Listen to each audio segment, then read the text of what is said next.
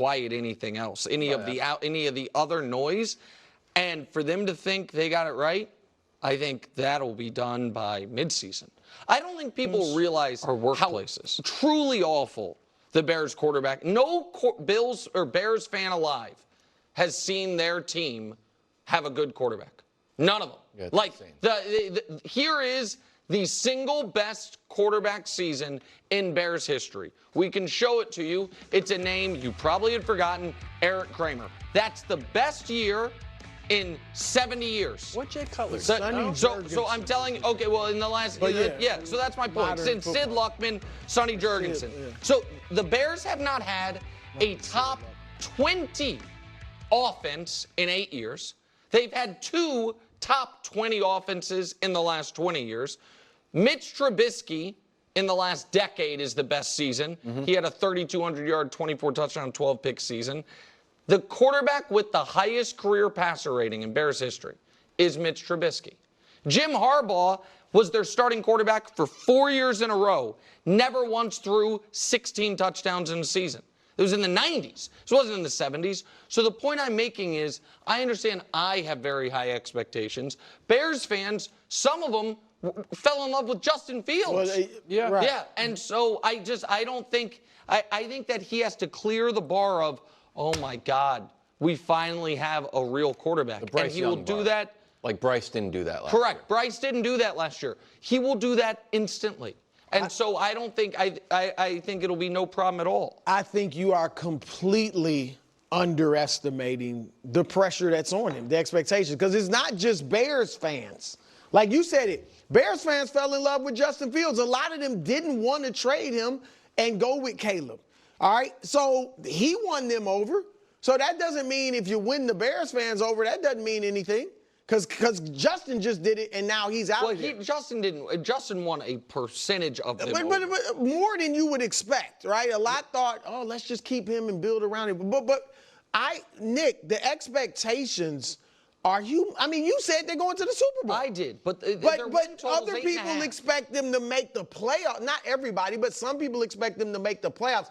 How many times have we heard, not just from you, no number 1 pick has ever gone into such a great situation? Right. How many times have we heard C.J. Stroud, what he did last year? We were talking, I think it was yesterday, is he going to have a better season? Why can't he have a better season than C.J. Stroud? C.J. Stroud had maybe the best season ever for a rookie. Right. And so I am totally in agreement with Nick Saban on this. The article we just talked about Hurts and Sirianni.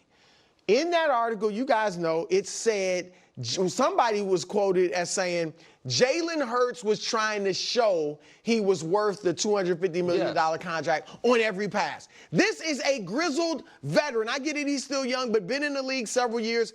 By all accounts, a great leader, even as he might be a quiet guy. A solid leader, solid high character, great work ethic. And he got caught up into the, I got this money, now I got to show people what I can do.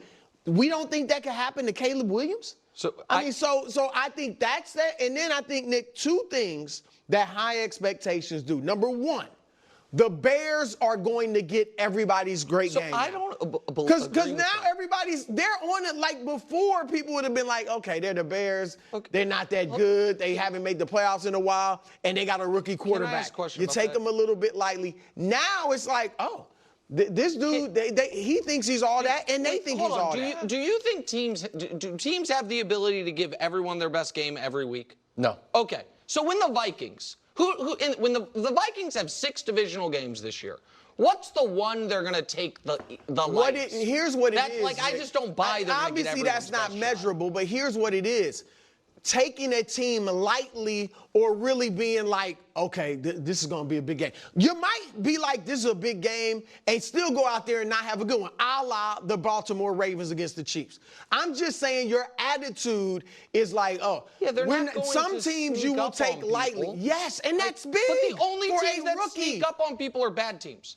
Well, they've been a bad team for a while. And if it wasn't for so much hype, people would be still thinking, okay, they're the Bears. Yeah, eventually they'll be better because they got a number 1 pick. So hold on. So you think that if they had taken Jaden Daniels number 1 instead of Caleb Williams, they had shocked the world and taken Jaden, and they weren't on Hard Knocks.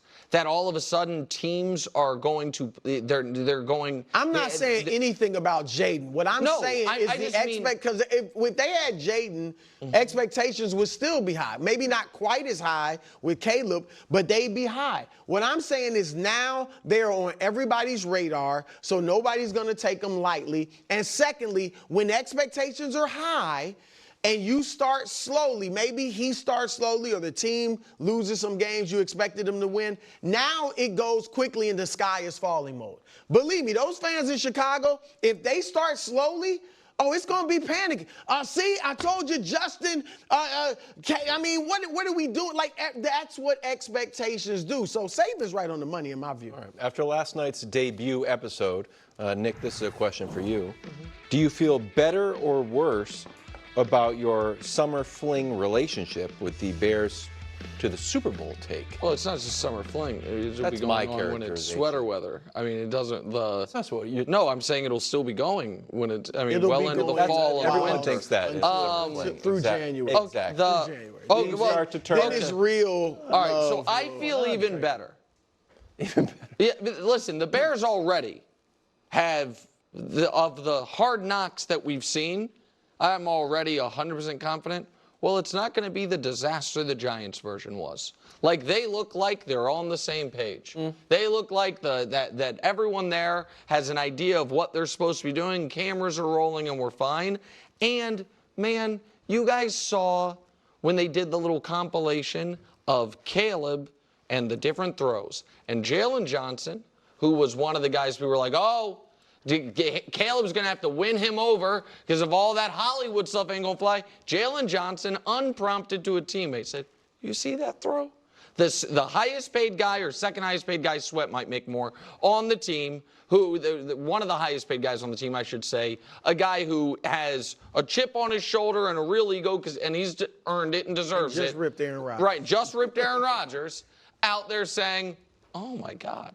You see that guy? So, no. And also, since I made the pick, we found out the Niners are losing Brandon Ayuk. So, yeah, I feel I'm very glad that I made that pick when I did because, again, while I think that 15th best Super Bowl odds is about, league average Super Bowl odds sounds about right, I do think there will be a couple other people jumping on that bandwagon before September rolls around. I do think that. Here's what I want to ask you, Nick, because you have been adamant when you don't believe in the Jets. A big part of it is Bobby Saleh, as he says, has not been a good coach. Yeah. Why are you so confident in Matt Eberflus? I mean, Eberflus has won 29% of his games as head coach. Saleh's won at least 35%, and I would argue Saleh has had worse quarterback play than Eberflus. So why so? What shows that he's a championship coach? Listen, I don't know that he's a championship coach. I do think he's smart on the defensive side of the ball, similar to Saleh, by the way. And they tried to replace their offensive coordinator, much like the Jets this summer. They actually succeeded in it, brought in a pro, and they have someone else running the offense in Shane Waldron. The Jets, under Bobby Saleh's stewardship, attempted to replace their offensive coordinator, couldn't quite land that plane, and they're still running with Nat Hackett. But that is a fair concern about whether or not Matt Eberflus is a legit NFL head coach. I think we'll find out this year. All right. I also like him with the beard. I think he looks more serious. Solid to grow his beard back. Well,